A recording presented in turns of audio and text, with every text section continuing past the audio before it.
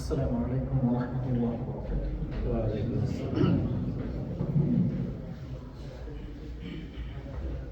الحمد لله نحمده ونستعينه ونستغفره ونعوذ بالله من شرور أنفسنا ومن سيئات أعمالنا، من يهد الله فلا مضل له ومن يضلل فلا هادي له، وأشهد أن لا إله إلا الله وحده لا شريك له، وأشهد أن محمدا عبده ورسوله. أعوذ بالله من الشيطان الرجيم. بسم الله الرحمن الرحيم. قال ذلك بيني وبينك أيما الأجلين قضيت على فلا عدوان علي والله على ما نقول وكيل. فلما قضى موسى الأجل وسار بأهله آنس من جانب الطور نارا قال لأهله امكثوا إني آنست نارا لعلي آتيكم منها بخبر أو جذوة من النار لعلكم تصطلون.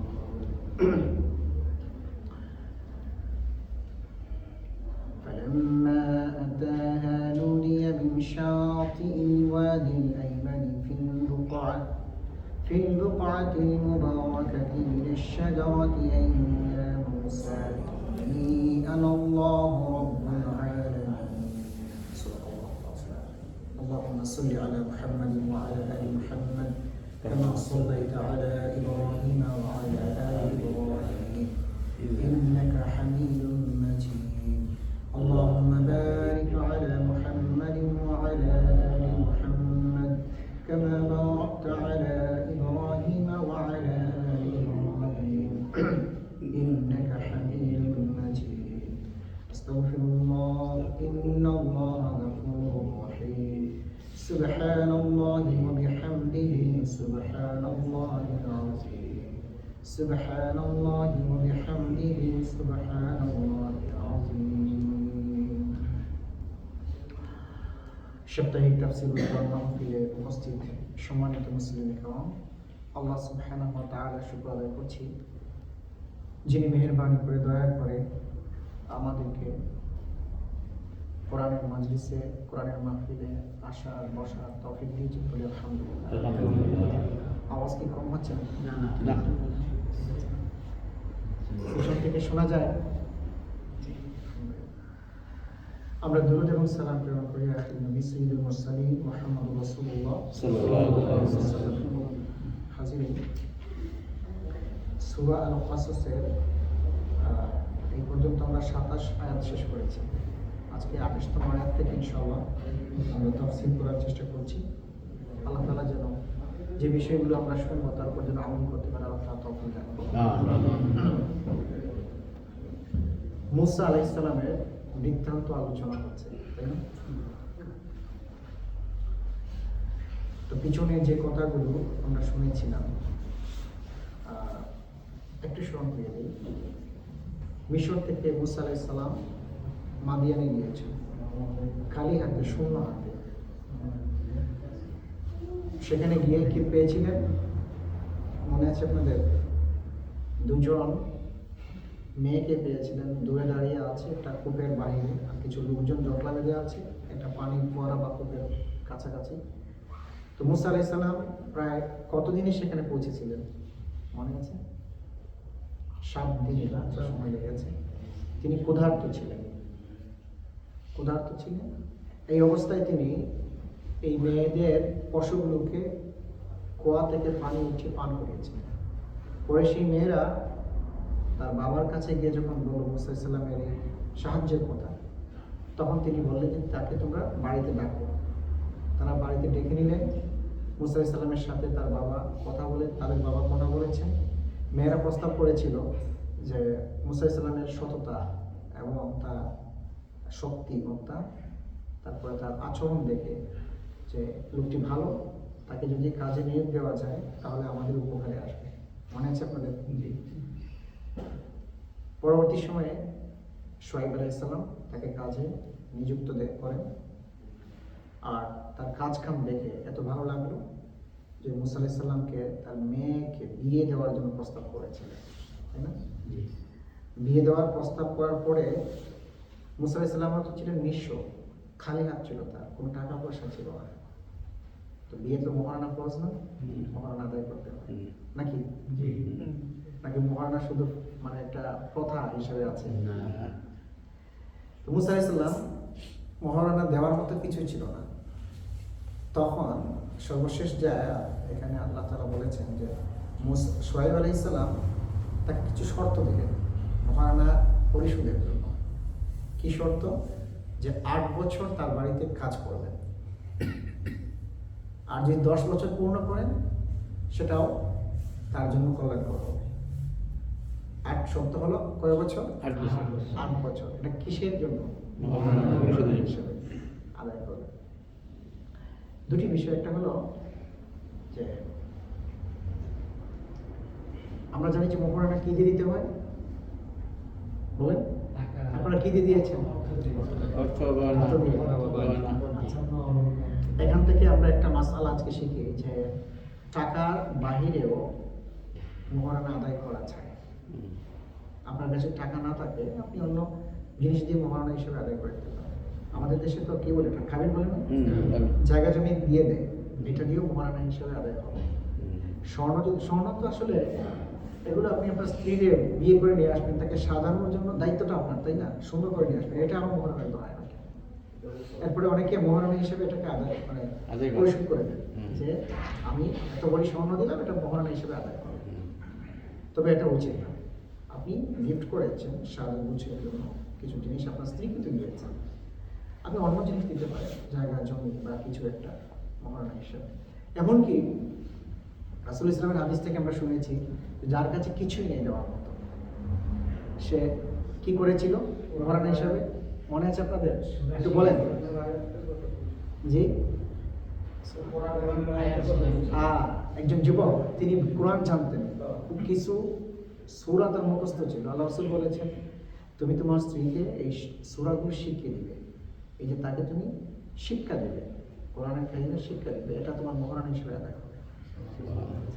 এমনকি আরেকজন সাহাবীকে বলেছেন একটা পারলে তিনি একটা লোহার আংটিও মহারানা হিসেবে আদায় করে দাও। তার মানে মহারানা শুধু টাকা দিয়ে না, আপনি অন্য কোনো বস্তু দিয়ে যেটা আমাদের প্রয়োজনে আসে এগুলো দিয়ে মহারানা হিসেবে আদায় করা যায়। এখানে মুসা আলাইহিস সালাম মহারানা হিসেবে কি আদায় করছেন? কাজ করে 8 বছর কাজের চুক্তি হিসেবে মহারানা আদায় করেছে। তিনি কাজ করবেন 8 বছর, এই চুক্তি হয়েছে। চুক্তি যখন হয়ে গেল তখন মুসা আলাইহিস সালাম বললেন ক্বালা যালিকা বাইনি ওয়া বাইনাক, যে যালিকা বাইনি ওয়া বাইনাক, এটা আমার আর তোমার মাঝে এই চুক্তি সম্পাদিত হলো। শুআয়ব আলাইহিস সালাম বলেছেন যে আমার এবং তোমার মাঝে এই চুক্তি সম্পাদিত হলো। আইয়ামাল আজালাইনি কাদাইতু ফালা উদওয়ানা আলাইহি, এই দুইটা চুক্তির মাঝে যে কোনো একটা যদি তুমি আদায় করো, 8 বছর পূর্ণ করো করে তুমি যদি শেষ করে নাও, তাতেও আমার কোনো অভিযোগ তোমার প্রতি থাকবে না। আর যদি 10 বছরও তুমি পূর্ণ করো তাতেও কোনো অভিযোগ, তুমি যদি 10 বছর করো সেটা তোমার জন্য, সেটা তোমার ব্যাপার করতে পারো। আর 8 বছর পর্যন্ত কাজ করো, যদি সেটা কাজ করে শেষ করে দাও, তাহলে তোমার প্রতি আমার কোনো অভিযোগ থাকবে না, কোনো দাবি দেওয়া থাকবে না। ওয়াল্লাহু আলা মা নাকুলু ওয়াকিল। এরপরে তিনি বললেন যে আল্লাহ হচ্ছেন, এই যে আমরা যে কথাগুলো বললাম এর সাক্ষী হচ্ছেন কে? আল্লাহ। দুজনের মাঝে চুক্তি হয়েছে। চুক্তি হওয়ার পরে তারা বললেন যে তৃতীয় কোনো সাক্ষী নাই, সাক্ষী হচ্ছেন আল্লাহ সুবহানাহু ওয়া তাআলা। তো এই জন্য এখান থেকে একটা শিক্ষা হলো আমাদের, আমরা যখন কাজে কামে কাউকে রাখবো, অথবা আমি কোথাও কাজ করতে যাব, তখন আগে বিষয়গুলো ক্লিয়ার করে দেবো যে আমার দায়িত্ব কি, এটা আপনার দায়িত্ব। আপনি কাজ দিবেন, আপনি বলে দিবেন আমার কাজ হলে এই কাজ করতে হবে, এই কাজ করতে হবে। আর যিনি কাজ করবেন তিনি আগে বুঝে নেবেন তার কাজটা কি। তারপরে দুজন যদি সম্মতি হন, তারা যদি একমত হন, তখন এটাকে এটা চুক্তি। আমাদের তো আজকাল লিখিতভাবে চুক্তি হয় না, অনেক ক্ষেত্রে লিখিত চুক্তি হয়। লিখিত যদি না হয় তাহলে মুমিন হিসেবে দুজনের মাঝে হলে তৃতীয় একজনকে সামনে রাখবেন, অথবা যদি বিশ্বাস করেন তাহলে আল্লাহ তাআলাই শুনছেন, তিনি জানছেন, তিনি দেখছেন, সেই হিসেবে চুক্তি করতে পারেন। বাট কথা হলো কাজগুলো করার আগে ক্লিয়ার করে নেওয়া। তো এইটা যেন আমরা করতে পারি, আল্লাহ তাআলা তৌফিক দান করুন। فلما قضى موسى الأجل وسار بأهله آنس من جانب الطور نارا। অতঃপর মুসা আলাইহিস সালাম যখন কদা তিনি সম্পাদন করলেন, পুরো চুক্তিটা তিনি কমপ্লিট করলেন। মুসা আলাইহিস সালাম কতদিন কমপ্লিট করেছিলেন? 8 বছর না 10 বছর। একটি হাদিসে এসেছে রাসূল সাল্লাল্লাহু আলাইহি ওয়াসাল্লাম বলেছেন যে সাধারণ নবীগণের সাথে নবীগণ যদি কোথাও চুক্তিবদ্ধ হন তাহলে তারা সর্বোত্তমটাই তারা কি করে পূরণ করে, তারা কোনোদিনে ফাঁক করে রাখেন নাই।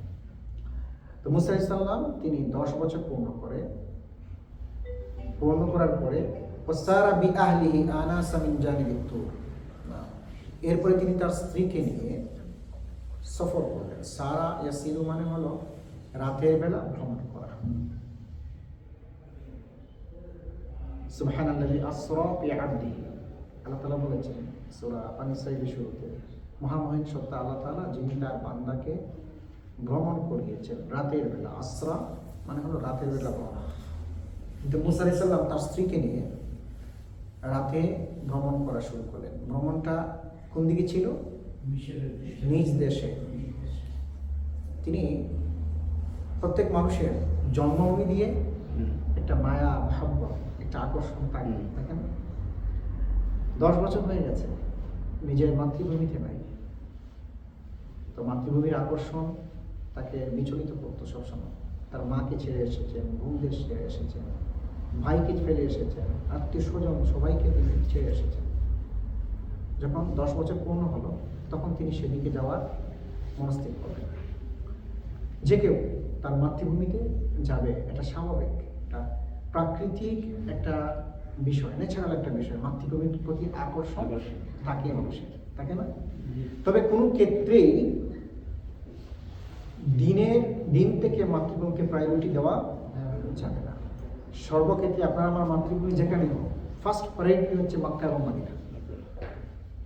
মক্কা, কাবা এবং মসজিদে নববী, এটা হচ্ছে ফার্স্ট প্রায়োরিটি। এটাকে আগে প্রায়োরিটি দিতে হবে যে কোনো কিছু বিনিময়ে, এরপরে আমার মাতৃভূমি বা অনেক কিছু।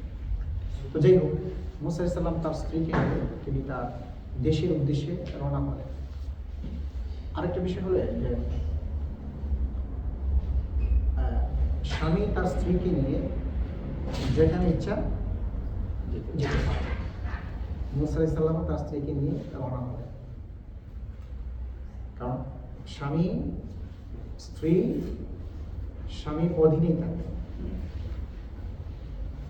সেই হিসাবে স্বামী তার স্ত্রীকে নিয়ে যখন যেখানে ইচ্ছা সেখানে যেতে পারেন। তবে সেই ক্ষেত্রে কিছু বিষয় খেয়াল রাখতে হবে। প্রথমত হলো ইসলামের নিরাপত্তা থাকতে হবে, দ্বীনি নিরাপত্তা, জানের নিরাপত্তা, আমল করার নিরাপত্তা, তারপরে ইজ্জতের নিরাপত্তা। এই নিরাপত্তা যেখানে গেলে পাওয়া যাবে সেই জায়গাতে ইসলামী শরীয়ত বলেছে স্বামী তার স্ত্রীকে নিয়ে ভ্রমণ করতে পারে। আপনি আপনার স্ত্রীকে নিয়ে এমন একটা জায়গায় গেলেন যেখানে গেলে ইসলাম মানা যাবে না, বা আমল করা যাবে, রোজা রাখা যাবে না, নামাজ পড়া যাবে না,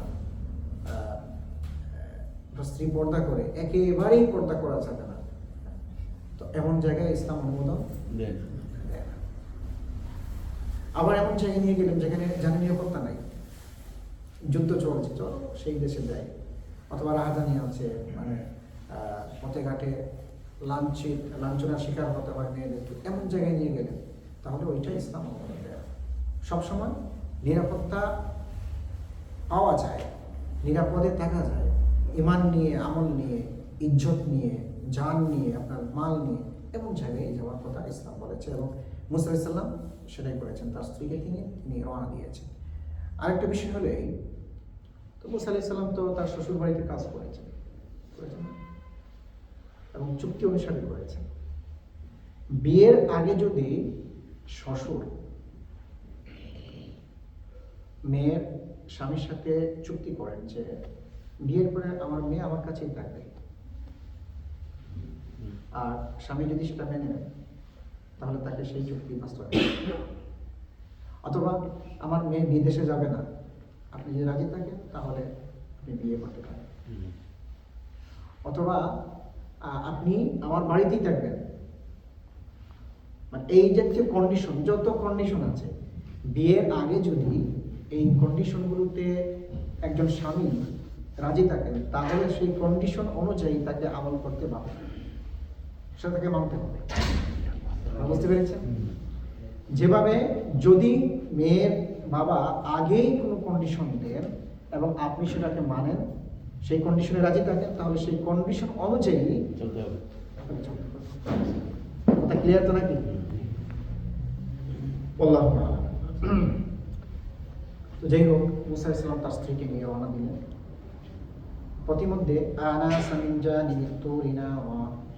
তিনি মাদিয়ান থেকে মিশরের দিকে যাওয়ার পথে একটা উপত্যকা আছে, তুর পর্বত। সেই তুর পাহাড়ের উপত্যকায় যখন তিনি পৌঁছলেন, জানিবি তুর, তখন তিনি আনাসা দেখতে পেলেন, না আগুন দেখতে পেলেন।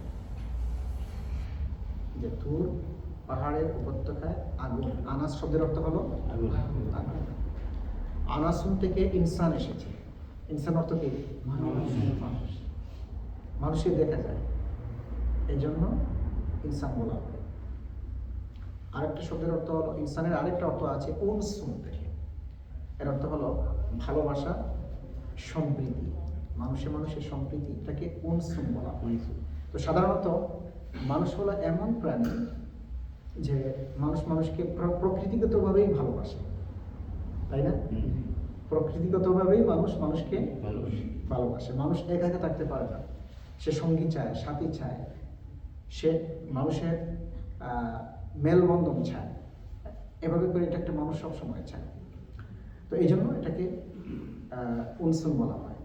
তো যাই হোক, আনাস থেকে অথবা উনসুন থেকে এই মানুষ বা ইনসান এসেছে। তো এখানে অর্থ হলো মুসা আলাইহিস সালাম তিনি আগুন দেখলেন তুর পাহাড়ের উপত্যকায়। আরেকটা কথা বলে রাখি, জিন শব্দটা আছে না, জিন আমরা দেখি না, জিন জান্নাত থেকে এসেছে, মানে ঢেকে যাওয়া। ফালাম্মা জান্না আলাইহিম, ইব্রাহিম আলাইহিস সালাম যখন দেখলেন যে তার সামনে দিনটাকে ডেকে দেওয়া হলো, রাত হয়ে গেল, তখন তিনি কাউকাব দেখেছিলেন আকাশে, মানে তারকাও। রাত যখন আসলো, তার মানে জান্নাত অর্থ হলো ডেকে দেওয়া। তো জিন এই জন্য বলা হয় যে মানুষের চোখের সামনে একটা পর্দা বা ডেকে যায়, তারা আসলেই মানুষ আর দেখতে পায় না, এই জন্য জিনকে জিন বলা হয়। জিন আমাদের এই আপনার সামনে হতে পারে, আপনার পিছনে হতে পারে, ডানে বামে, সব জায়গায় জিন থাকতে পারে, কিন্তু আমরা কেউ দেখি না। আল্লাহ তাআলা এই ব্যবস্থা করে দিয়েছেন। আবার আরেকটা, এই জিনের আরেকটা অর্থ হচ্ছে, যেমন ইত্তাখাযু আইমানাহুম জুন্নাহ, আল্লাহ তাআলা বলেছেন, মানে ঢাল আছে না, যুদ্ধ ক্ষেত্রে তরবারি দিয়ে যুদ্ধ করা হয়, এটাকে কি বলা হয়? ঢাল। মানে ঢাল মানুষ ব্যবহার করে তাকে আত্মরক্ষার জন্য, মানে শত্রুর আক্রমণ থেকে নিজেকে প্রতিহত করার জন্য, শত্রুর আক্রমণ প্রতিহতার জন্য ঢাল ব্যবহার করে। যখন আক্রমণ করে তখন ঢালটা সামনে দেয়, অর্থাৎ নিজেকে ডেকে ফেলে। তো এই জান শব্দের অর্থ হলো ডেকে ফেলা। আবার দেখবেন, যেমন কোন পাগল মানুষকে কি বলা হয়? মাজনুন। আর পাগলামি জুনুন, তাই তো? জুনুন মানে কি? পাগলামি। আর যে পাগলামি করে এদের কি বলা হয়? মাজনুন। কারণ মাজনুন হলো এই জান্নাত থেকে এসেছে, ডেকে ফেলা। তার মানে তা একজন মানুষের আকল, বুদ্ধি এগুলো লোপ পায়, এগুলো ঢেকে যায়, স্বাভাবিক জ্ঞান থেকে তার মানে বিষয়গুলো ঢেকে যায়, এই জন্য তাকে মাজনুন বলা হয়। তো যাই হোক, ইনসুন শব্দের অর্থ হলো দেখা, আর জান শব্দের অর্থ ডেকে ফেলা, ডেকে যাওয়া। তো মুসা আলাইহিস সালাম আনাস করলেন, মানে দেখলেন, কি দেখলেন? আগুন দেখলেন। قال لأهلهم كثوا إني آنست نارا لعلي آتيكم منها بخبر أو جزوة من النار لعلكم تصطلون। তখন তিনি তার আহলিহিম, অর্থাৎ পরিবারকে বললেন ইমকুসু মাকাসা ইয়ামকুসু অর্থ হলো তোমরা থামো বা অপেক্ষা করো। ইন্নি আনাস্তু নারা, আমি আগুন দেখেছি। আনাস্তু মানে কি? আনাস্তা ইউনিসু বাবি ফাল থেকে এসেছে, এর অর্থ হলো আমি আগুন দেখেছি। আমি কি দেখেছি? আগুন দেখেছি। লাআল্লি আতিকুম মিনহা, আশা করা যায় আমি সেখান থেকে কিছু আগুন তোমাদের জন্য নিয়ে আসবো। তো আগুনের প্রয়োজন হলো কেন? কারণ তারা যখন মাদিয়ান থেকে উত্তরের দিকে সফর করছিলেন, মিশরের দিকে, আপনি মক্কা ছেড়ে মদিনা ছেড়ে যত উত্তরের দিকে যাবেন আস্তে আস্তে শীত আপনার অনুভব হবে, তাও আবার রাতের বেলা। উত্তরের দিক, সিরিয়ার দিক, এই জায়গাগুলো ঠান্ডা প্রবল ছিল, তো এই জন্য তারা শীতের মাঝেই ছিলেন বা তার আগুনের প্রয়োজন ছিল। অথবা আরও একটা অর্থ হলো যে মুসা ইসলামের স্ত্রী সন্তান সম্ভাবা ছিলেন এবং ওই সময়ে সন্তান প্রসব করার সময় ছিল, কিন্তু সন্তান প্রসবের সময় যদি আগুন পাওয়া যায়, আগুন দিয়ে একটু সেক দেওয়া যায়, তখন একটু প্রশান্তি আসে। এই জন্য তার আগুনটা খুবই প্রয়োজন ছিল। তো মুসা ইসলাম আশেপাশে কোনো মানুষজন না দেখে দেখলেন যে পাহাড়ের উপরে আগুন দেখা যায়, তো তিনি সে কথাই বলছেন পরিবারকে যে তোমরা থামো, আমি গিয়ে আগুন নিয়ে আসি, আমি সেখান থেকে আগুন আনতে পারি। আও জাজবাতিন আও মিনহা বিখাবারে, যে কোনো তথ্য ইনফরমেশন নিয়ে আসবো, যে মিশর যাব আমি। মূল পথ দিয়ে যাচ্ছিলেন না তিনি, আমরা অন্য সূরা তাফসীর শুনেছি তিনি ফাঁড়ি পথ দিয়ে যাচ্ছিলেন, তাই না? একটা ভিতরের রাস্তা দিয়ে, মেন সড়ক দিয়ে গেলে জানার নিরাপত্তা নাই, এই জন্য তিনি ভিতরের দিকে যাচ্ছিলেন, কিন্তু প্রতিমধ্যে পথ হারিয়ে ফেলেছে। তো তাই তিনি বলছেন যে আমি যেখানে আগুন দেখছি নিশ্চয়ই মানুষ আছে, ওদের কাছে গেলে আমি রাস্তার কোনো খবর পাবো, অথবা সেখান থেকে কি করব, আও জাজওয়াতিন মিনান নার, অথবা আগুনের কিছু আঙ্গার বা জ্বলন্ত খাট আমি নিয়ে আসবো। জাজওয়াতুন শব্দের অর্থ হলো আমরা আঙ্গারা বলি না, আপনারা কি বলেন?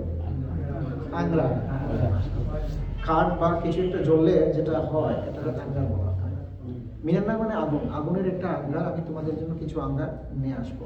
লাআল্লাকুম তাসতালুন, যাতে করে তোমরা কি করতে পারো, আগুন পোহাতে পারো।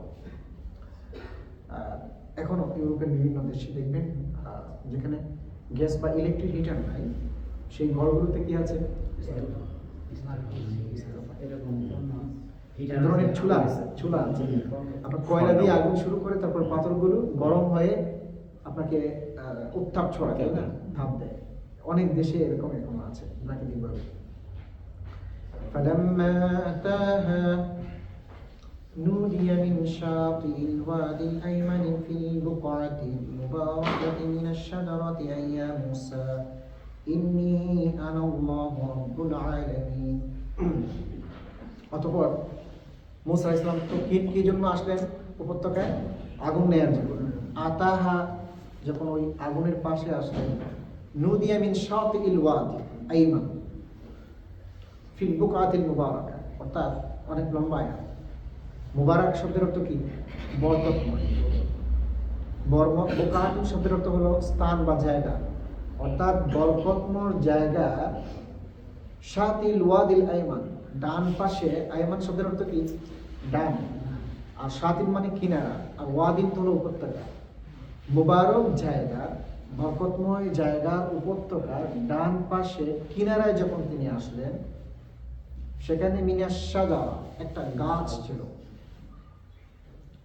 এবং ওই গাছেই তিনি আগুন দেখেছিলেন। কি দেখেছিলেন? গাছের ডালে আগুন দেখেছিলেন। তো সেখানে গিয়ে যাওয়ার পরে এক অদ্ভুত জিনিস তিনি লক্ষ্য করলেন, যে গাছের ডালে আগুন ঝরে, কিন্তু গাছের ডালটা সবুজ, পাতাগুলো সবুজ, সতেজ, একেবারে কচকচে সবুজ, জ্বলে না, কিন্তু আগুন ধাও ধাও করে জ্বলছে, কিন্তু পাতাগুলো, ডাল, পল্লব সবগুলো সবুজ। এটা কি কখনো দেখেছিলেন না? সুবহানাল্লাহ। ব্যাপার কি? ধরতে চান এক ডাল থেকে আরেক ডালে যায়, আল্লাহ অন্য জায়গায় কোরআনুল কারীমে এটা বর্ণনা হয়েছে।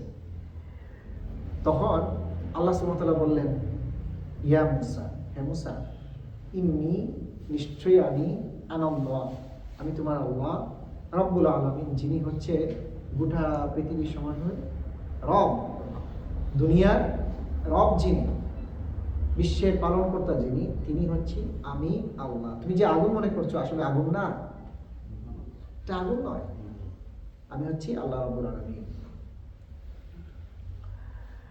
তো এখানে মুসা আলাইহিস সালামকে আল্লাহ রাব্বুল আলামিন নবুয়ত দিলেন, রিসালাত দিলেন, তাকে তিনি নবী বানালেন। কোরআন কারীমে অন্য জায়গায় আছে নুদিয়া মুসা বিল ওয়াদিল মুকাদ্দাস তুয়া, যে যখন ওয়াদি মুকাদ্দাস মানে পবিত্র ভূমিতে আসলেন তখন তাকে ডেকে বলা হলো একই কথা, ইন্নী আনা আল্লাহ রাব্বুল আলামিন, কথা আল্লাহ তাআলা বলেছেন। এরপরে আল্লাহ রাব্বুল আলামিন তো নবী রাসূলদেরকে মুজিজা দিয়েছেন না, আল্লাহ তাআলা মুজিজা দিয়েছেন। তো মুসাকে বললেন যে মুসা ওয়া আন আলকি আসাক, তোমার হাতে যে লাঠি আছে ওটা ফেলে দাও। মুসা আলাইহিস সালাম কি করলেন, ফালাম্মা রাআহা তাহতাজ্জু কাআন্নাহা জান, মুসা আলাইহিস সালাম লাঠিটা হাত থেকে ফেলে দিলেন। ফেলে দেওয়ার পরে তিনি দেখলেন, রাআহা দেখলেন এই লাঠির অবস্থা তাহতাজ্জু মানে হরকত করছে, মুভমেন্ট করছে, লাঠি ফেলে দিয়েছে, এটা মানে চলাফেরা শুরু করে দিয়েছে। কিভাবে, কাআন্নাহা জান, একটা ছোট্ট আপনার কি বলে সাপ, যেগুলো খুব ক্ষিপ্র গতিতে চলে, যে সাপগুলো ক্ষিপ্র গতিতে মুভমেন্ট করে এটাকে কি বলে, জান বলে, জান বলেন আপনারা। ক্ষিপ্র গতিতে যে সাপগুলো চলে এটাকে কি বলে, জান বলে। ক্ষিপ্র গতির সাপ কি, দুটোর নাম বলেন, আপনারা তো বিজ্ঞ মানুষজন, আপনারা জানেন না কোন সাপটা ক্ষিপ্র গতিতে চলে, দাঁড়াস, আর কি আপনি বলেন একটু, জি গোখরা সাপ,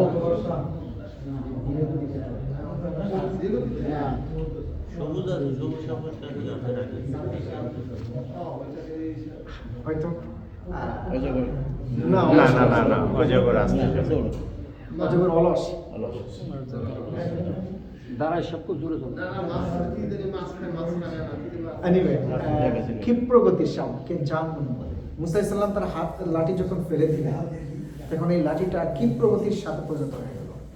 অন্য জায়গায় আল্লাহ তাআলা বলেছেন সুবানুম মুবিন, সুবানুম মুবিন, স্পষ্ট অজগর হয়ে গেছে মুসার লাঠি।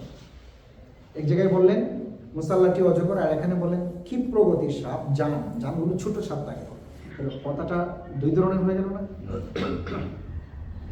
এর ব্যাখ্যা কি? এর ব্যাখ্যা হলো মুসার লাঠিটা অজগর হয়েছে, কিন্তু সেই অজগরটা অলস অজগর হয় নাই। আল্লাহ তাআলা তাকে এমন কোয়ালিটি দিয়েছিলেন যে ওই ছোট সাপ যেগুলো ক্ষিপ্র গতিতে চলে ওই রকম গতি আল্লাহ তাআলা সেই অজগরের মধ্যে দান করেছিলেন। সে মুহূর্তের মধ্যে মুভমেন্ট করতে পারত। আপনি দেখবেন যে সমস্ত মানুষগুলো মুহূর্তের মাঝে গতি বাড়াতে পারে অথবা তার চলন বলন উঠা বসা খুব মানে তড়িৎ গতিতে হয়, তারা কিন্তু খুব মোটা থাকে না। চিকন মানুষগুলো এই কাজগুলো করতে পারে, তাই না?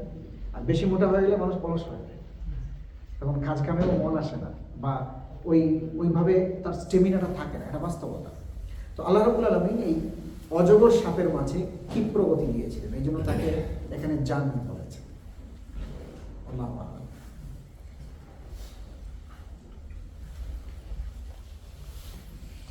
তো মুসা আলাইহিস সালাম যখন দেখলেন তার লাঠি সাপ হয়ে গেছে, মুসা আলাইহিস সালাম তো একজন মানুষ না, জি নবী বা রাসূল, নবী রাসূলরা কি মানুষ, বিশ্বাস করেন তো এটা?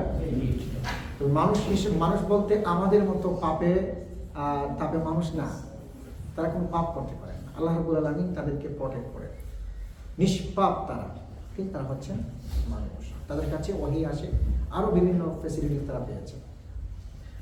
তো যাই হোক, তো মানবিক একটা বিষয় হলো ভয় লাগা, এটা স্বাভাবিক, যে কোনো মানুষের ভয় লাগতে পারে। তো মুসা আলাইহিস সালাম যখন দেখলেন তার সাপটা, হাতের লাঠিটা সাপ হয়ে গেছে, তখন তিনি ভয় পেয়ে গেলেন। এরপর কি করলেন, ওয়াল্লা মুদবিরা ওয়ালাম ইউআকিব, ওয়াল্লা মুদবিরা, সঙ্গে সঙ্গে তিনি অন্যদিকে তাকিয়ে, পিছন দিকে তাকিয়ে দৌড় দিয়েছেন। আর কি করলেন না, ওয়ালাম ইউআকিব, পিছনে ফিরে তাকালেন না, এমন দৌড় দিয়েছেন আর পিছনে ফিরে তাকানো নাই। মানুষ যখন মারাত্মক ভয় পেয়েছে তখন ভয়ের থেকে বাঁচার জন্য দেখবেন আপনি, যারা কখনো যদি আপনি ভয় পেয়ে থাকেন, আপনি সিনারিগুলো মনে করুন কিভাবে আপনি দৌড় দিয়েছিলেন। রাসূলুল্লাহ সাল্লাল্লাহু আলাইহি ওয়াসাল্লাম এভাবে করে সামনে যখন সাপ দেখলেন, তার লাঠি সাপ হয়ে গেছে, পিছন দিকে তিনি ভয়ে দৌড় দিলেন, আর পিছনে ফিরেও তাকান নাই। এরপরে কি হলো, তখন আল্লাহ রাব্বুল আলামিন তাকে সাহস দিলেন। তিনি বললেন, ইয়া মুসা আকবিল ওয়ালা তাখাফ, হে মুসা তুমি ফিরে আসো, তুমি ভয় পেও না, তুমি ফিরে আসো, তুমি ভয় পেও না। ইন্নাকা মিনাল আমিনিন, নিশ্চয়ই তুমি নিরাপদ। তোমার যে ভয় অন্তরের মধ্যে কাজ করছে, এটা কোনো ভয় না, এটা সাপ না, তুমি ফিরে আসো, তুমি নিরাপদ। এভাবে করে আল্লাহ তাআলা মুসা আলাইহিস সালামকে অভয় শোনালেন, তার ভয় কেটে গেল। এখানে আল্লাহ রাব্বুল আলামিন মুসা আলাইহিস সালামকে একটা মুজিজা দিলেন। কিসের মুজিজা? লাঠির মুজিজা, তাই না? কোরআনুল কারীমের অন্য জায়গায় এই লাঠির বিষয়ে আছে। আল্লাহ তাআলা বললেন যে ওমা তিলকা বিয়ামিনিকা ইয়া মুসা। মুসাকে জিজ্ঞেস করেছিলেন যে মুসা তোমার হাতে এটা কি? ক্বালা হিয়া আসায়া, তিনি বললেন যে এটা আমার লাঠি। আতাওয়াক্কাউ বিহা আলা গানামি, যে এটা দিয়ে আমি বড় করি, তারপরে আমার ছাগলগুলোকে গাছ থেকে লতা পাতা এগুলো এই লাঠি দিয়ে নিচে নামিয়ে খাবার দেয়। দেখবেন যারা ছাগল রাখে বা গরু রাখে, তাদের হাতে একটা লাঠি থাকে, এদিক সেদিক এটা গরুরা রাখে বা এটা কখনো ভর দিয়ে চলে। তো মুসা আলাইহিস সালাম বলেন, এখন মুসা আলাইহিস সালাম এই জবাব দিলে পারতেন যে আমার হাতে লাঠি। আল্লাহ বলেছেন তোমার হাতে কি? জবাবটা কি হবে? আমার হাতে লাঠি। মুসা আলাইহিস সালাম কিন্তু কথাটা লম্বা করেছেন, যে এটা হচ্ছে লাঠি, এটা দিয়ে আমি ছাগল রাখি, এটা দিয়ে আমি সাহায্য নেই। এরপরে বলেছেন যে অনেক সময় এটা দিয়ে পানিও উঠাই, এরপরে এটার উপর ভর করে চলি, তারপরে আরো অনেক কাজে লাঠি দিয়ে করি। আল্লাহ তাআলা কি এত কাজের কথা জিজ্ঞেস করেছেন? লাঠি উত্তর দিলেই হইতো। তো এখানে তিনি লম্বা করলেন, তার কারণ হলো মুফাসসিরিন কেরাম বলেছেন, মানুষ যাকে প্রচন্ড রকমের ভালোবাসে তার সাথে একটু বেশি করে কথা বলতে চায়।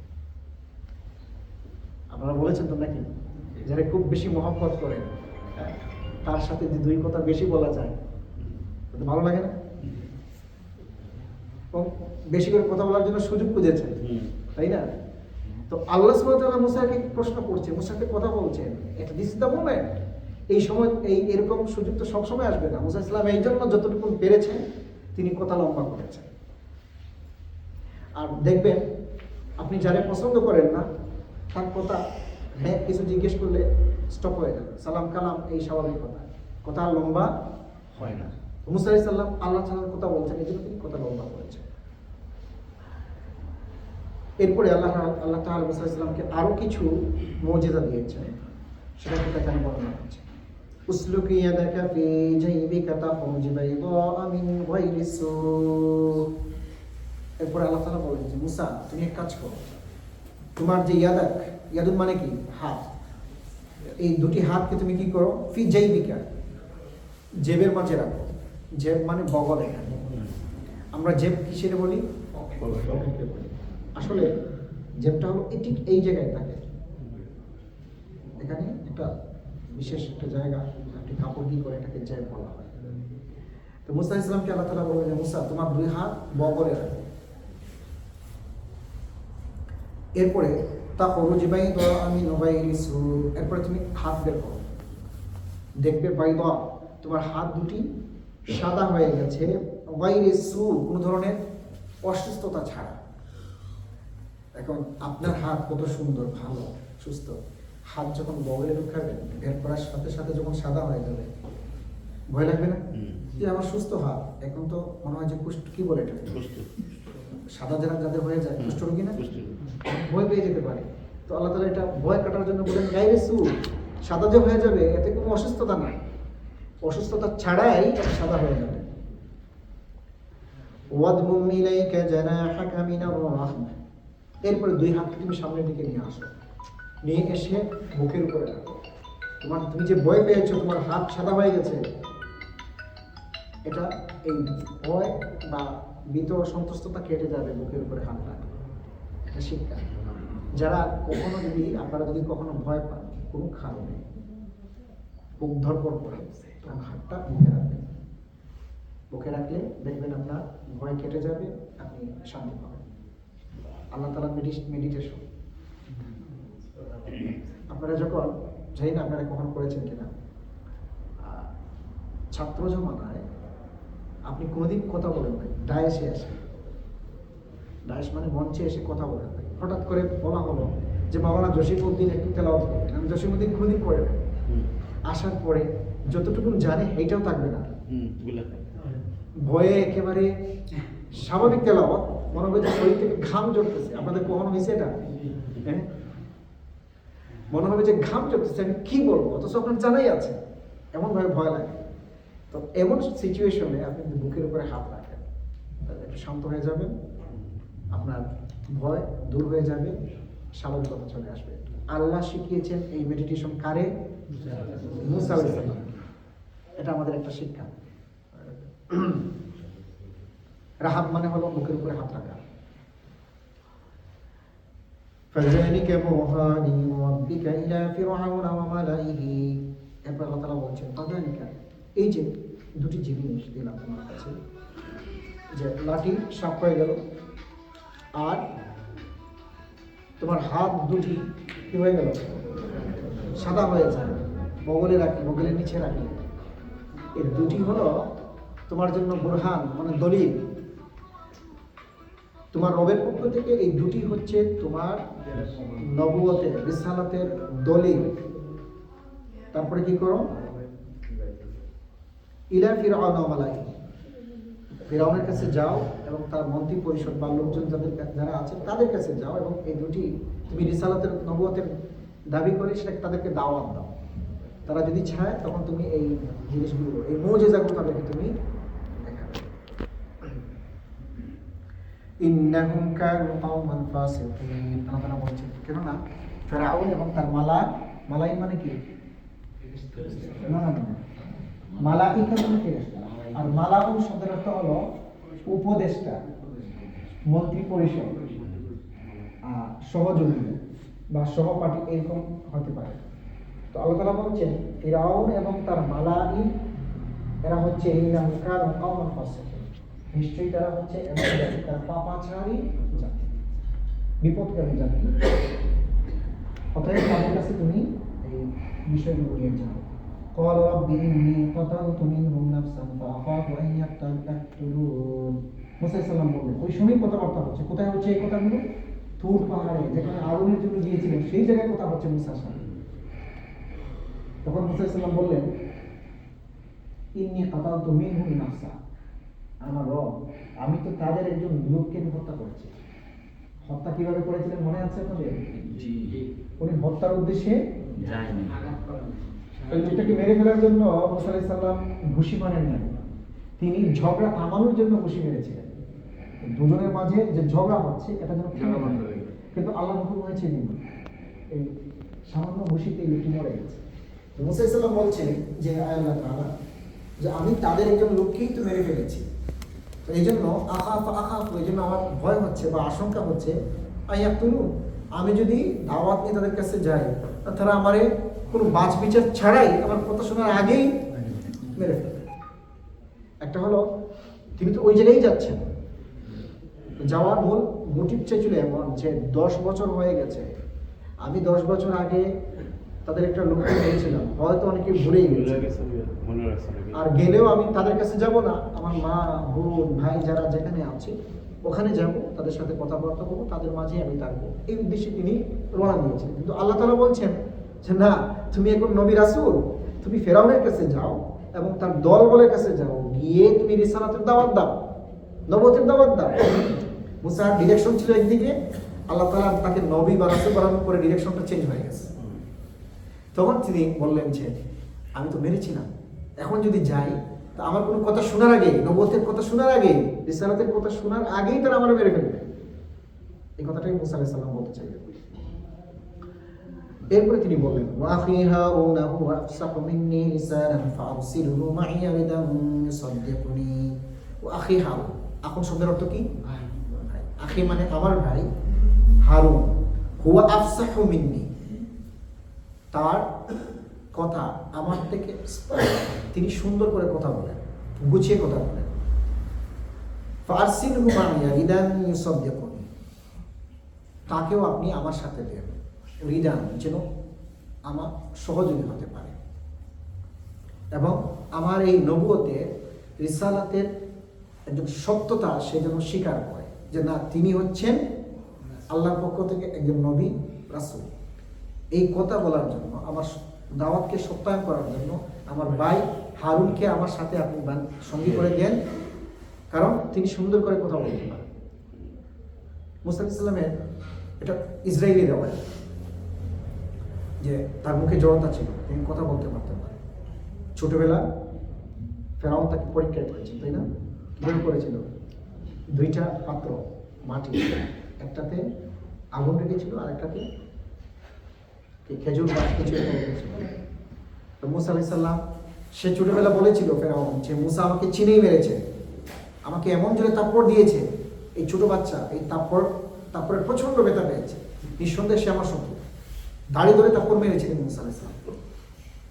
তো এ আমাকে চিনেই মেরেছে, সুতরাং ওকে মেরে ফেলবো। মুসা ফেরাউনের স্ত্রী কি বলেছিলেন? না না, ছোট বাচ্চা আপনাকে চিনবে কিন্তু। তখন পরীক্ষা স্বরূপ কি করেছিল? দুই পাত্রে দুইটা জিনিস, আগুন এবং স্বর্ণ বা কি বলে খেজুর কিছু একটা রেখেছিলেন। তো মুসা আলাইহিস সালামের হাত কিন্তু স্বর্ণের দিকে যাচ্ছিল বা খেজুরের দিকে। আল্লাহ তাআলা তার হাতকে চেঞ্জ করে আগুনের দিকে নিলেন এবং সেই আগুনটাই তিনি মুখে নিয়েছেন। আর এটার কারণে মুখে জিহ্বা পুড়ে যায়, এটা জড়তা এসেছিল, কথা বলার সময় একটু তুতলাতে তার জড়তা ছিল। তো এই জন্য বলেছেন যে আমার ভাই হারুনকে আমার সাথে দেন, যেন সে স্পষ্ট করে আমার কথাগুলো তাদের সামনে বলতে পারে। এই জন্য যারা কথা স্পষ্টভাবে সুন্দরভাবে বলে তাদের একটু প্রায়োরিটি থাকে, বুঝতে পেরেছেন? দলিল পাইছেন তো যে 2 জন 3 জন 5 জন 7 জন আপনি কোথাও যাচ্ছেন, ডেলিগেশন আছে, তো সেখানে যিনি সুন্দর করে কথা বলেন তাকে প্রেজেন্ট করাটা ভালো, উত্তম। কোরআনুল কারীমের এই আয়াত থেকে আমরা এই শিক্ষাটা পেলাম। তবে কোরআনুল কারীম আমাদেরকে যেটা দেখানো হচ্ছে, আমরা যেটা বুঝলাম, ফেরাউনের কাছে গিয়ে মুসা আলাইহিস সালাম নিজেই বক্তব্য দিয়েছেন, যত কথা বলেছেন নিজেই বলেছেন। তার কারণ কি? এখানে বললেন যে আমার ভাই সুন্দর কথা বলতে পারে, সেই বলবে, আর ওখানে তিনি নিজেই বলেছেন। তার কারণ হলো মুফাসসিরিন কেরাম বলেছেন যে হারুন থেকে মুসা আলাইহিস সালাম ছিলেন অধিক জ্ঞানী, অধিক জ্ঞানী। এই জন্য কোনো মজলিসে যিনি বিজ্ঞ থাকেন, সবার থেকে বিজ্ঞ জ্ঞানে গুণে, তিনি আদব হচ্ছে, শিষ্টাচার হচ্ছে, তিনি জরুরি কথাগুলো বলবেন, মূল কথাগুলো তিনিই বলবেন। তো এই জন্য মুসা আলাইহিস সালাম ভাইকে যদিও নিয়ে গেছেন, ভাই যদিও স্পষ্ট ভাষায় কথা বলতে পারেন, সুন্দরভাবে কথা বলতে পারেন, কিন্তু মূল কথাগুলো মুসা আলাইহিস সালাম ফেরাউন এবং তার দলবলের সামনে উপস্থাপন করেছেন। আল্লাহু আকবার।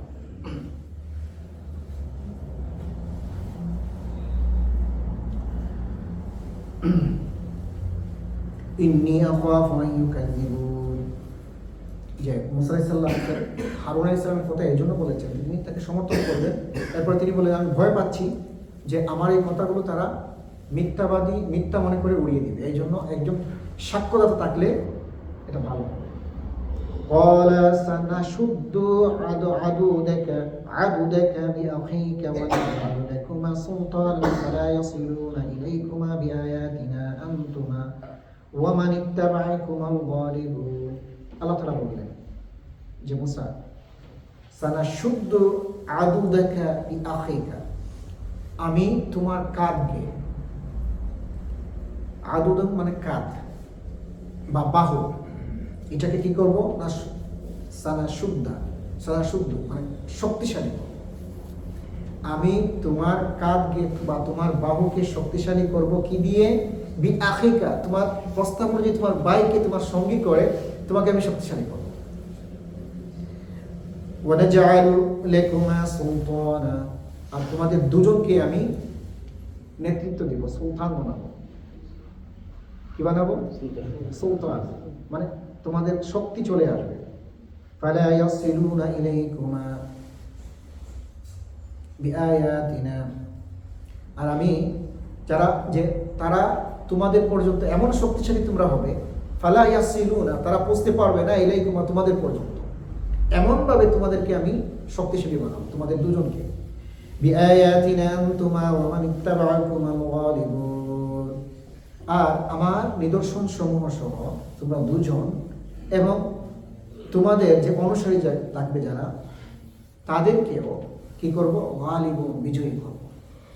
আল্লাহ তাআলা বলে দিলেন যে মুসা ভয় পেও না, তোমার ভাইকে দিয়ে তোমার বাহুকে আমি শক্তিশালী করব, তারপরে তোমাদের দুজনকে আমি কর্তৃত্ব দিব, শক্তিশালী বানাবো, আমি তো সুলতান বানাবো। এমন সুলতান তোমরা হবে যে তারা তোমাদের পর্যন্ত পৌঁছতেই পারবে না, তোমাদের ক্ষতি করা দূরের কথা। এমনকি আমি এমন নিদর্শনগুলো দিব তোমাদেরকে যে তোমরা দুজন এবং যারা তোমাদেরকে অনুসরণ করবে তাদেরকে আমি বিজয়ী বানাবো। এটা কার কথা?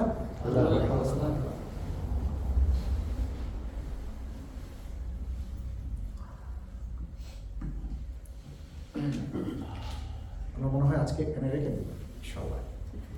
আজকে হলো আপনার 35 নম্বর আয়াত পর্যন্ত শেষ হয়েছে। ইনশাআল্লাহ আল্লাহ তাআলা তৌফিক দিলে আমরা কন্টিনিউ করবো আগামী সপ্তাহে। আমাদের জন্য অনেক শিক্ষা আছে, আয়াতের পরতে কিন্তু শিক্ষা আছে, পাচ্ছি তো নাকি? এই শিক্ষাগুলোর উপর আমরা আমল করতে পারি, আল্লাহ তাআলা তৌফিক দান করুন।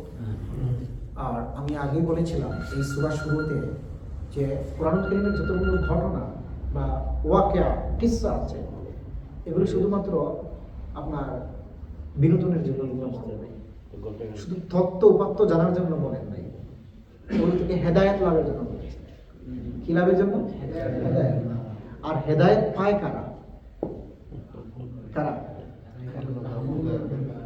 যারা মুমিন, তারাই কেবলমাত্র কোরআনুল কারীমের এই ঘটনা থেকে হেদায়েত লাভ করতে পারে। এছাড়া কত মুসলিমরা কোরআনের বিভিন্ন ভাষা দেখছে, তারা ট্রান্সলেট করছে, কত কিছু করছে, কিন্তু সেখান থেকে তারা ইনফরমেশন নেয়, তথ্য নেয়, কিন্তু হেদায়েত লাভ হচ্ছে। তার কারণ কি? তার ঈমান নাই। ঈমান যদি থাকতো তাহলে সেখান থেকে সে হেদায়েত লাভ করতে পারত। তো এই জন্য যারা আমরা মুমিন, আমরা যেন কোরআন কারীম থেকে হেদায়েত লাভ করি। আল্লাহ তাআলা আমাদেরকে সেই তৌফিক দান করুন। সম্মানিত মুসলিম